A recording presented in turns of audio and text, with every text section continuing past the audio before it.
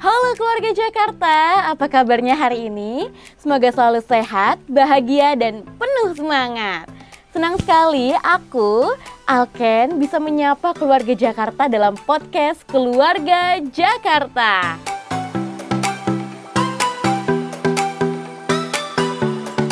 Nah, di episode kali ini kita akan membahas topik yang sangat dekat dengan kehidupan remaja, yaitu peningkatan peran PIK remaja dalam pencegahan dan penanganan kekerasan di sekolah. Nah, seperti yang kita tahu bahwa kekerasan di lingkungan sekolah bukan hanya soal fisik, tapi juga verbal, psikis, bahkan kekerasan melalui daring atau sering kita sebut adalah cyberbullying. Dan dampaknya bisa sangat serius bagi kesehatan mental dan masa depan sang korban. Tapi kabar baiknya, remaja juga punya peran penting untuk menciptakan sekolah yang aman dan bebas kekerasan. Salah satunya melalui PIK Remaja, wadah edukasi dan konseling sebaya yang dibuat dari, oleh, dan untuk remaja. Nah, hari ini kita sudah bersama narasumber yang sangat luar biasa di studio podcast Keluarga Jakarta, yaitu di sini ada Ibu Fikriyah Nurianti, MPSI Psikolog, Guru BK SMA Negeri 80 Jakarta. Halo Ibu. Halo Alken. Halo. Dan juga bersama Duta Anti Kekerasan SMA Negeri 80 Jakarta, Nadira Syarafi. Halo Nadira. Halo. Oke, apa kabarnya hari ini? Alhamdulillah baik. Aduh, aku udah gak sabar nih buat ngobrol-ngobrol seputar PIK remaja dan juga penanganan kekerasan di SMA Negeri 80 tentunya. Lalu mungkin kita move dulu kali ya ke Ibu Fikri, dipanggilnya Bu Fikri. Oke. Ibu, masa remaja ini kan penuh banget nih sama tantangan dan juga tekanan sosial gitu. Dan juga resiko tentang kekerasannya tuh sangat tinggi ya Bu ya. Nah, menurut Ibu tuh bagaimana sih peran strategis PIK remaja dalam mencegah dan menangani kekerasan terutama di lingkungan sekolah Ibu? Oke, terima kasih ya Alken. Untuk di SMA 80, gimana PIK remaja ini memiliki peran yang strategis untuk menangani kekerasan.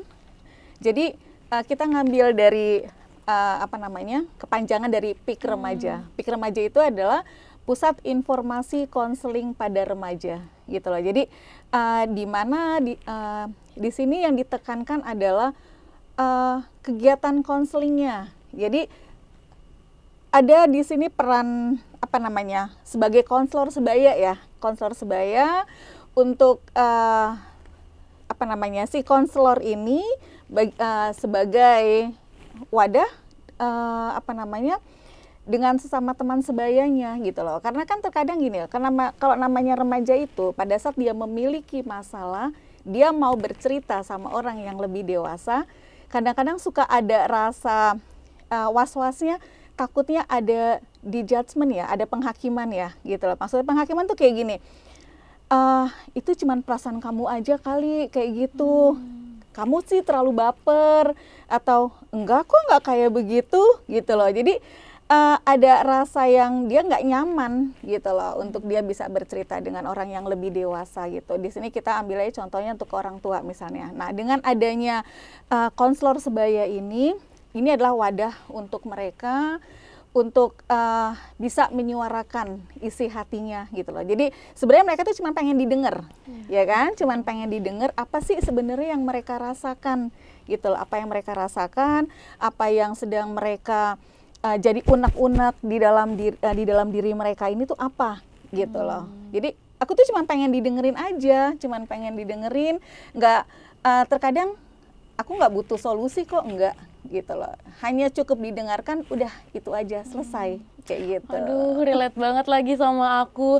Jadi berarti strateginya adalah remaja untuk remaja juga ya Bu ya? Iya, dari remaja untuk remaja. Betul. Jadi remajanya merasa bahwa punya teman sebaya yang bisa mengerti, yang bisa memahami. Oke, kita move ke teman sebaya juga gak sih? Halo. Halo. Syafira sebagai Duta Anti Kekerasan. Dan juga kamu aktif ya di PIK Remaja. Betul. Gimana sih menurut kamu remaja dapat menjadi PIK PIK Remaja dapat menjadi ruang aman dan wadah edukatif nih bagi remaja yang rentan banget terkena kekerasan. Menurut kamu sebagai duta anti kekerasan seperti apa? Tentunya di PIK R itu bisa menjadi ruang yang nyaman dan aman bagi remaja karena dikelola oleh teman sebaya, oleh konselor sebaya juga. Jadi mereka yang ingin bercerita mengenai masalah mereka, mengenai masalah pribadi maupun kekerasan yang mereka alami, mereka bisa bercerita kepada kami tanpa merasa adanya penghakiman. Lalu kami juga dapat meyakini mereka bahwa kami ini akan ngekip cerita mereka. Kami tidak akan sebar-sebarin kemanapun, jadi mereka bisa lebih percaya sama kami.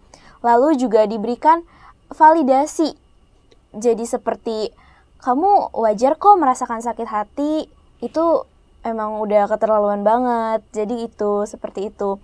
Lalu kita juga bisa mengadakan edukasi bagi teman-teman di sekolah agar mereka mengetahui betapa pentingnya kita mencegah kekerasan, mereka mengetahui dampak dari kekerasan itu apa saja, mengetahui bagaimana cara mencegahnya. Lalu kita juga bisa membagikan materi-materi mengenai kekerasan atau mental health di sosial media. Wow, inspiratif banget sih duta anti kekerasan ini. Jadi kamu nih sebagai teman sesama remaja yang dapat dipercayalah begitu ya. Betul. Dan juga tidak hanya dapat dipercaya, juga memberikan informasi Iya, kepada betul. teman-temannya yang lain. Keren banget. Lalu kita kayak move lagi deh ke Ibu. Aku penasaran nih Bu, dari pengalaman Ibu sebagai guru bimbingan konseling ya Bu ya. Ibu kan sering nih mendampingin siswa.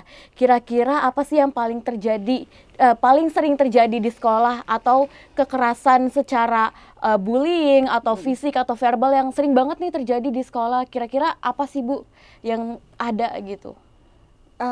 Pengalaman saya, jadi kebetulan saya itu kan ngajar itu SMA 80, awal mula saya ngajar nih sampai dengan sekarang gitu lah. Jadi baru sih saya ngajar nggak lama gitu kan. Tapi dari dari pengalaman-pengalaman yang udah pernah saya lalui di situ, bentuk kekerasan pasti ada lah, nggak mungkin, itu nggak bisa dipungkiri ya, dimanapun sekolah itu pasti ada gitu. Cuma memang tingkatannya macam-macam, ada yang tingkatannya ringan, ada yang sedang, mungkin ada yang sangat berat gitu. Kalau untuk di 80 yang paling umum ya, yang paling umum terjadi itu mungkin kekerasan atau bullying dalam hal verbal gitu ya Nadira ya. Dalam hal verbal. Jadi kalau untuk lebih daripada itu kayak fisik ada juga sih, tapi mungkin nggak yang sampai parah banget. Terus ada yang namanya cyberbullying pun juga ada, cuman masih ya yang nggak sampai dalam kategori berat gitu, alhamdulillah nggak sampai sih. Cuman itu baru di batas bullying verbal. Tapi ya itu kita mesti hati-hati. Jadi kelihatannya sepele ya bullying verbal gitu, tapi ternyata dari yang nggak apa-apa kok, ternyata bisa jadi apa-apa gitu loh. Apalagi kan ada pepatah mengatakan kan gini ya, lidah tidak bertulang gitu. Jadi kita mesti hati-hati dengan lidah kita gitu loh. Kalau kita kena luka secara fisik mungkin itu gampang sembuhnya. Tapi kalau yang sudah kena di hati, nah itu susah tuh sembuhnya tuh gitu loh. Nah, sedangkan kalau namanya bullying verbal itu pasti kan di sini ada yang namanya kayak saling mengejek atau nggak mungkin kata-kataan, namanya anak-anak ya, namanya anak-anak misalnya kayak dipanggilnya gini. Dia secara fisik ya memang dia punya kulit itu nggak putih gitu loh, terus dia punya warnanya agak-agak berwarna deh, agak coklat gitu, hitam misalnya gitu. Itu kelihatannya sepele tapi ternyata itu bisa membekas gitu loh. Jadi yang saya sering ngedampingin kayak gitu sih, anak-anak yang mendapatkan permasalahan dari verbal itu gitu loh. Kelihatannya sepele tapi ternyata ya kalau tidak ditangani secara baik, secara benar, ya itu pasti nanti dampaknya akan ke depannya tidak baik jadinya. Betul gitu. sekali ya Ibu ya, berarti banyak nih bullying yang kelihatannya sepele, ternyata itu adalah hal yang justru membekas nih kepada remaja. Tapi sebagai guru BK ya Ibu, apa sih pendekatan Ibu gitu kalau melihat kekerasan-kekerasan yang terjadi di sekolah? Kalau pendekatan yang kita lakukan itu pastinya kita adanya komunikasi dengan pihak orang tua juga ya. Jadi selain dari pihak orang tua, umumnya gini, anak yang mengalami tindak kekerasan bullying secara verbal itu mereka pertama 1 hari nggak masuk nih, 1 hari nggak masuk, nanti hari kedua mereka nggak masuk, dan itu bisa sampai berapa hari gitu loh. Nah, awalnya kita kan pihak sekolah taunya anak ini sakit gitu kan, karena dapat informasi dari orang tua anaknya nggak masuk karena sakit gitu. Tapi ternyata setelah berapa hari kok sakitnya berlanjut nih gitu kan. Nah, akhirnya wali kelas menghubungi orang tua. Bahkan ada juga kok orang tua yang dia datang langsung ke sekolah, dia menceritakan keadaan anaknya. Permasalahannya ternyata itu karena adanya yang bullying secara verbal itu gitu loh. Kita udah dapat klarifikasi dari orang tua, baru kita di situ kita klarifikasi lagi dari terutama teman sekelas gitu. Teman sekelas kita pengen tahu nih ceritanya kayak gimana sih sebenarnya gitu kan. Oke, nanti kalau memang sudah ditemukan akar permasalahannya apa, baru kita pertemukanlah di situ si pelakunya dengan si korbannya, orang tuanya termasuk juga di situ. Jadi pihak sekolah ini gimana nih, gitu kan? Mau dengan cara seperti apa diselesaikan? Ya kalau memang bisa diselesaikan secara damai, ya insya Allah kita selesaikan secara damai, gitu loh. Dan setelah itu, ya diharapkan ya tidak ada lagi kejadian-kejadian yang seperti itu. Berarti sangat gitu. sistematis ya Bu ya, dari orang tuanya dulu, dicari akar permasalahannya di mana. Baik. Oke, kayaknya keren banget sih Ibu sebagai guru BK gitu loh, mencari kasus-kasus yang ada di sekolah dan juga menanganinya. Nah, kita balik lagi kali ya ke Nadira. Jadi Nadira kan tadi sudah disebutkan tuh kalau misalnya bentuk-bentuk kekerasan tuh ada banyak gitu, ada dari cyberbullying, dari daring, ada juga dari verbal yang emang kelihatannya sepele ya, cuma ternyata membekas gitu. Nah, kamu sebagai duta anti kekerasan, apa sih bentuk-bentuk kekerasan yang paling sering kamu temuin gitu loh, terutama di ruang lingkup kamu, di sekolah, seperti itu? Dan kira-kira cara awal untuk menanganinya tuh seperti apa sih gitu sebagai remaja dan juga sebagai duta anti kekerasan? Oke, untuk masalah kekerasan atau bullying yang sering saya temui di sekolah itu sama dengan Bu Fikri, jawabannya yaitu bullying verbal. Kata-kata yang mereka lontarkan kepada teman mereka yang mereka anggap biasa saja itu justru bisa jadi menyakiti hati para korban. Yang mereka dari mulai mengejek, merendahkan, memanggil nama orang tua juga dengan kata-kata yang tidak pantas, bahkan menyebarkan gosip-gosip atau fitnah yang tidak seharusnya. Itu yang paling sering ditemui di sekolah. Untuk cara awal menanganinya, itu bisa dengan melakukan sosialisasi atau edukasi seperti yang sudah sebelumnya, karena di SMA 80 juga sudah sempat melakukan sosialisasi tentang bagaimana untuk mencegah kekerasan di sekolah. Lalu kita juga akan untuk mencoba mengajak ngobrol kepada korban agar dia mau speak up atau terbuka kepada kita tentang masalah apa yang dia hadapi dan bagaimana. Lalu mungkin kita akan mengajak dia untuk membawa kasusnya ini lebih lanjut, tapi dengan persetujuan, seperti mengajak dia untuk berbicara kasusnya ini ke PPAPP atau Puspa, seperti itu. Baik, kamu sebagai duta anti kekerasan juga memberikan sosialisasi ya, dan juga kalau misalnya memang itu adalah masalah yang berat, kamu alihkan, kamu menjadi rujukan bagi mereka. Oke, nah untuk Ibu Fikri, kan tadi sudah dijelaskan tuh sama Nadira tentang ternyata mereka sebagai PIK remaja memberikan sosialisasi dan juga memberikan rujukan. Nah, kalau bagi Ibu sendiri nih ya, aku ada pertanyaan nih buat Ibu. Saat ada siswa yang melapor atau terdeteksi mengalami kekerasan, kira-kira langkah apa sih yang dilakukan pihak sekolah bersama PIK remaja dalam penanganannya? Gitu Ibu. Jadi apa peran sekolah gitu? Kalau untuk peran sekolah bersama dengan PIK remaja, karena kan gini, PIK remaja di 80 itu kan awal mulanya itu itu sudah beberapa tahun yang lalu ya. Itu memang sudah ada di PIK di 80 itu kita ada PIK remaja gitu. Nah, kita sempat vakumnya itu pas pada saat masa COVID. Itu benar-benar vakum, tidak ada kegiatan apapun sama sekali gitu loh. Nah, baru ada lagi ini di tahun 2024 kemarin nih, PIK remaja sudah mulai bergerak lagi nih ceritanya, ya kan? Waktu itu, 2024 berarti kita waktu itu diawali dari Manda ya. Iya, betul. Ya, Nadira ya di situ. Kita sudah mulai giat lagi di situ untuk PIK remajanya. Nah, jujur kalau untuk penanganan permasalahan terutama dalam kekerasan belum ada sih, kita belum ada maksudnya dari sekolah itu yang di situ namanya tuh benar-benar melibatkan PIK remajanya itu secara konkret itu memang belum di situ gitu loh. Jadi kayak masih internal kita aja, pihak sekolahnya aja gitu loh. Kayak contoh kemarin gini, ada siswa memang dia mengalami permasalahan, dia siswa berkebutuhan khusus ya kan, dia ada permasalahan di pendengarannya dan kebetulan dia masuk ke kelas itu, di kelas yang sekarang ini teman-teman itu baru semuanya gitu, teman-temannya baru semuanya yang notabene kan belum tahu nih permasalahan apa sih yang dimiliki sama temennya ini gitu kan. Nah, pas suruh maju kan karena kalau ada anak bermasalah dengan pendengarannya pasti dia bermasalah juga dengan pengucapannya ya kan, dengan apa bicaranya gitu. Nah, itu sama teman-temannya diketawain di situ gitu loh, karena teman-temannya nggak tahu dengan apa kekurangan yang dimiliki sama anak ini gitu loh.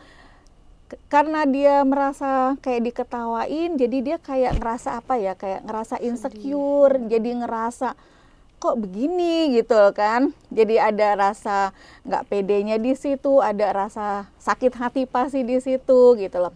Akhirnya anak ini nggak masuk sekolah gitu.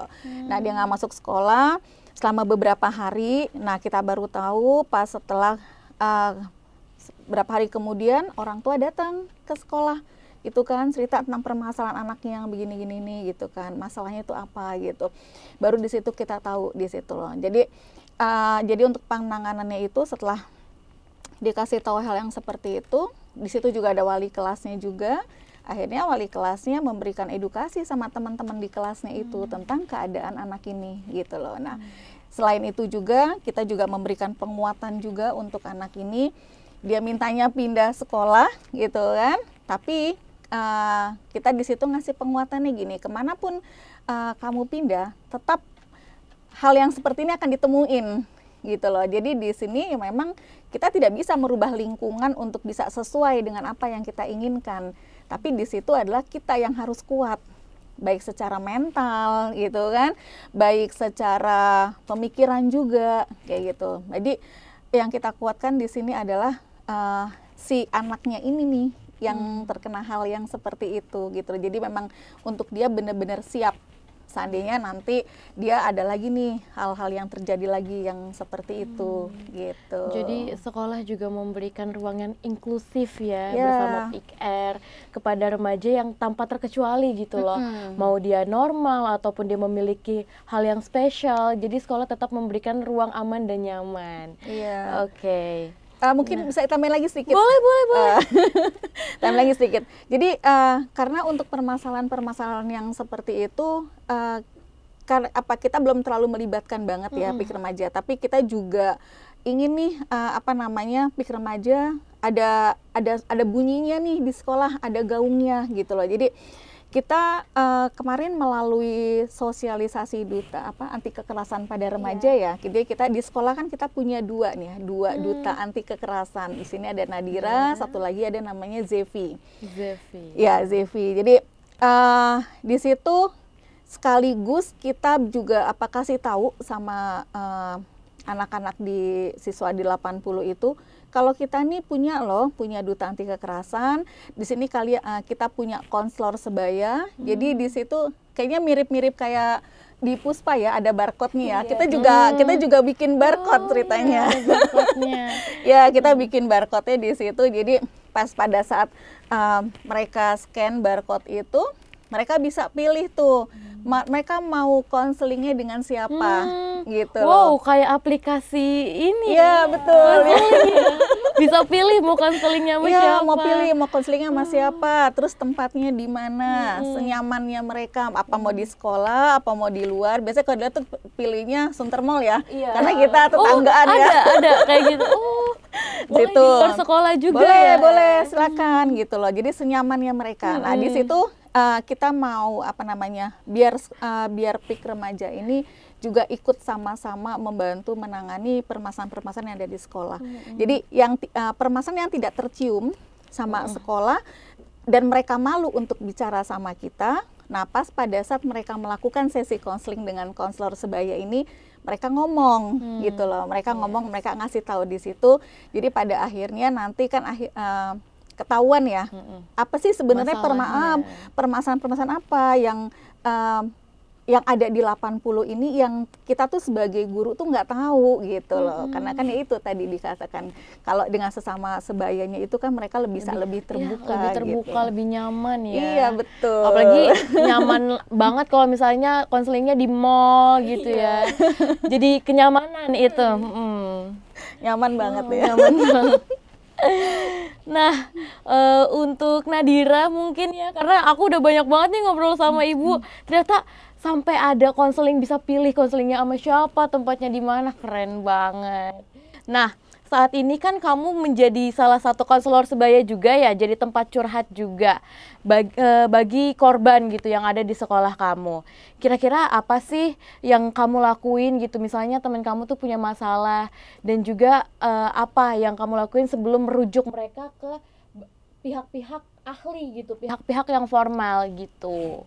Biasanya kalau mereka saling kenal atau saya dengan teman saya yang teman saya misalkan punya masalah, biasanya mereka mayoritasnya untuk memilih untuk bercerita kepada teman sebayanya dulu, teman terdekatnya, sebelum dirujuk ke yang lebih formal. Iya betul. Lalu saya akan mengajak nih untuk dia berani berbicara dulu kepada saya bagaimana atau apa masalah yang sedang dia hadapi. Jika itu memang masalahnya berat, saya ingin dia berani untuk berbicara atau ditindaklanjuti kepada pihak yang lebih profesional, bisa psikolog atau seperti yang sudah saya sebutkan yaitu UPT-PPA ataupun Puspa. Seperti itu. Jadi kamu sebagai rujukan ya bagi mereka. Aduh, keren banget. Jadi kamu selain menjadi remaja yang menginformasi, kamu juga menjadi remaja yang peduli gitu, berempati, yang akhirnya selain menolong, kamu juga mencari rujukan buat mereka-mereka itu, begitu. Oke Nadira, tadi kan kamu menyebutkan tuh Puspa dan ibu juga menyebutkan tentang Puspa. Bisa nggak sih Nadira menjelaskan tentang apa sih Puspa itu kepada para pemirsa yang ada di rumah keluarga Jakarta? Boleh? Jadi Puspa ini juga merupakan website di mana tempat kita bisa untuk konseling atau menyampaikan masalah-masalah kita. Nah, kita bisa pergi ke laman puspa.jakarta.go.id. Berarti itu sebagai wadah ya untuk menyalurkan, untuk curhat juga Puspa itu. Iya, betul. Oke, terima kasih, nice info ya. Ini informasi baru buat aku dan juga pasti untuk pemirsa keluarga Jakarta di rumah. Nah, aku kayaknya mau move lagi nih ke Ibu. Tadi kan sudah banyak tuh menyebutkan bahwa PIK-R di SMA Negeri 80 itu sudah melakukan sosialisasi, penginformasian kepada remaja, dan tentunya harus berdampak dong Ibu. Kira-kira dari banyaknya sosialisasi ini, Ibu melihat gak sih perubahan sikap dari siswa-siswa SMA Negeri 80? Apakah sudah ada yang berani speak up? Seperti itu Ibu. Oke, untuk sosialisasi ya, kita kemarin di 80 kita baru 1 minggu atau 2 minggu yang lalu ya Nat ya? 1 minggu. 1 minggu yang lalu ya, Iya. 1 minggu yang lalu kita mengadakan sosialisasi tentang duta anti kekerasan ya. Oh ya, di mana Duta Anti Kekerasan ini sebenarnya program dari PPAPP Jakarta Utara. Dan salah satunya kita di SMA 80, jadi kita sudah punya 2 Duta Anti Kekerasan yang udah dilantik nih ceritanya. Sama PPAPP Jakarta Utara gitu loh. Nah, karena kita baru melakukan sosialisasi itu baru 1 minggu yang lalu, jadi yang pasti dampaknya belum terlalu kelihatan banget sih ya untuk para remaja itu, untuk mereka tuh berani untuk speak up. Karena memang permasalahan salah satu permasalahan pada anak remaja itu adalah mereka kurang berani untuk melakukan speak up, berbicara tentang hal apapun, terutama tentang diri mereka gitu loh. Apa yang mereka rasakan, apa yang mereka alami, itu mereka kurang berani untuk berbicara gitu loh. Jadi kalau kita lihat memang ini juga tidak terlepas dari pola asuh kali ya, pola asuh di dalam keluarga gitu loh. Jadi kalau ada satu keluarga yang dia menerapkan pola asuh yang demokrat, mungkin ini dampaknya akan baik gitu loh untuk anak gitu. Jadi di mana kan untuk keluarga yang demokrat itu mereka diberikan kebebasan untuk mengutarakan pendapatnya, untuk mereka bisa bercerita tentang hal apapun gitu kan. Kayak contohnya gini, waktu pas zaman saya masih sekolah ya, waktu itu kita kalau sudah malam nih, terutama udah mulai saat makan malam, kita kumpul rame-rame di situ. Kita bareng sama ibu saya, sama ayah saya, ada kakak saya, kita makan rame-rame gitu kan di dalam satu meja makan itu.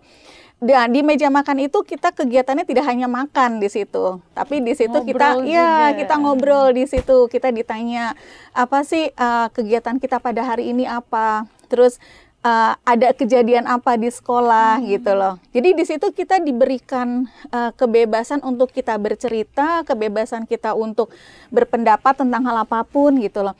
Nah, hal-hal yang seperti ini yang kayaknya tuh sudah mulai agak berkurang gitu loh. Untuk ini kalau yang saya lihat ya, untuk anak-anak siswa-siswa di sekolah ya.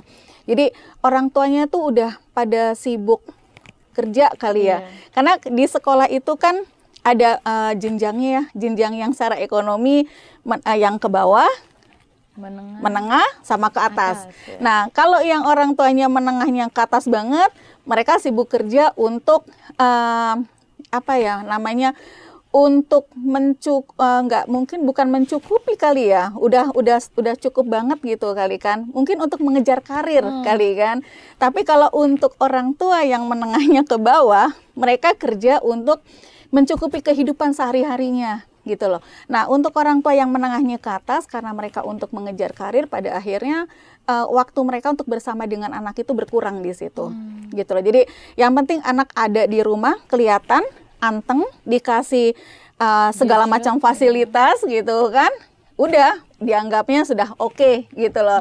Tapi kalau untuk orang tua yang untuk memenuhi kehidupan, mencukupi kehidupan sehari-harinya, apalagi itu gitu ya kan, kayaknya mereka tuh udah banyak yang dikejar. Iya, banyak untuk apa sih kebutuhan mereka hariannya gitu loh. Jadi akhirnya yang terlewat itu adalah yang dibutuhkan sama anak itu adalah gimana batin mereka, gimana kejiwaan mereka gitu loh. Orang itu yang luput gitu loh, itu yang luput. Makanya hal itu yang terkadang membuat anak itu susah untuk mereka itu speak up, untuk mereka itu berani untuk berbicara gitu loh. Karena tidak ada ruang dari awalnya. Iya, gitu tidak ada ruang dari awalnya, dari rumahnya, di mana kan harusnya namanya rumah itu kan awal pembelajaran di situ ya, madrasah pertama gitu loh kan, dari rumah. Iya, sekolah pertama itu kan dari rumah gitu. Saya jadi ingat waktu itu. Saya pernah ikut parenting dari Ibu Eli Risman kan waktu itu. Di situ parenting itu kita ditanya di situ gini, untuk para orang tua itu pertanyaannya gini, pada saat dulu kita mau menikah itu siap menikah atau siap jadi orang tua, gitu loh. Nah, kalau siap menikah, setelah menikah selesai gitu. Tapi kalau siap jadi orang tua, artinya kan pada saat mereka sudah merencanakan satu pernikahan, mereka akan menjadi orang tua pastinya. Mereka akan punya anak, terus di situ akan terbentuklah keluarga, ada suami, ada istri, ada anak, gitu kan. Nah, kalau itu tidak dipersiapkan dari awal, di masa-masa mereka sudah mau memasuki namanya usia pernikahan itu mungkin hal yang seperti ini akan terjadi nih, ketemu sama anak-anak yang susah untuk bicara, yang susah untuk menyuarakan isi hatinya gitu loh. Ya karena yang jadi orang tuanya itu mereka benar-benar tidak disiapkan di situ gitu loh. Jadi ada istilahnya itu yang namanya itu inner child. Ya, gitu loh. diri kecil ya. Iya, diri dalam kecil. diri kita. Jadi kalau dalam psikologi itu kan inner child itu adalah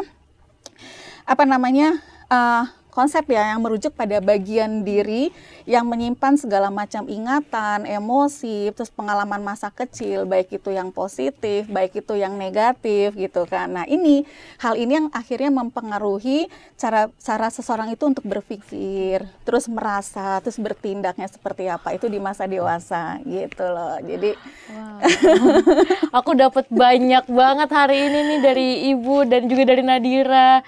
Keren banget. Aku dapat tentang inner child, tentang Puspa. Wah, nggak kerasa ternyata perbincangan kita pada hari ini sebentar lagi akan berakhir. Tapi sebelum menutup perbincangan kita di podcast Keluarga Jakarta episode kali ini, boleh nggak sih aku minta pesan dan juga closing statement mungkin ya dari Ibu Fikri dan juga dari Nadira. Oke, untuk pesan-pesannya untuk remaja kali ya. Untuk remaja jangan malu untuk speak up, untuk berbicara, menyuarakan isi hatinya, apa yang dirasakan, karena banyak loh orang-orang yang masih peduli dengan apa yang kalian rasakan. Jadi jangan pernah merasa sendiri gitu loh, karena ternyata banyak di antara anak-anak yang merasakan kesendirian itu ternyata banyak loh orang yang masih mencintai gitu, yang masih peduli. Jadi jangan pernah merasa sendiri, karena dengan kesendirian itu yang dikhawatirkan itu adalah kalau terjadi hal-hal yang tidak kita inginkan gitu. Jadi tetap berani untuk speak up, berbicara, menyuarakan isi hatinya, karena kita masih peduli, kita masih kita masih mencintai para remaja, para siswa terutama, karena saya sebagai guru di sini ya. Wah, sangat inspiratif banget. Selanjutnya kayaknya kita move ke Nadira.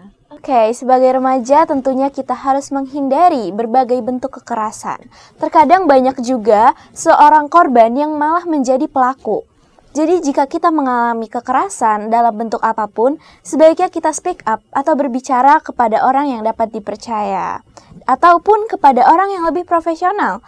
Nah, di PIK-R juga bukan hanya tempat kumpul saja, tetapi juga merupakan benteng awal untuk pencegahan kekerasan. Saat remaja merasa aman, didengar, mereka akan lebih berdaya untuk melindungi diri sendiri.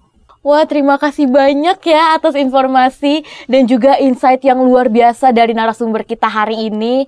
Nah, aku harap diskusi ini dapat membuka mata kita semua bahwa kekerasan di sekolah bukan hal yang sepele dan bisa terjadi di sekitar kita. Keluarga Jakarta, kalau kamu melihat atau mengalami kekerasan, jangan diam.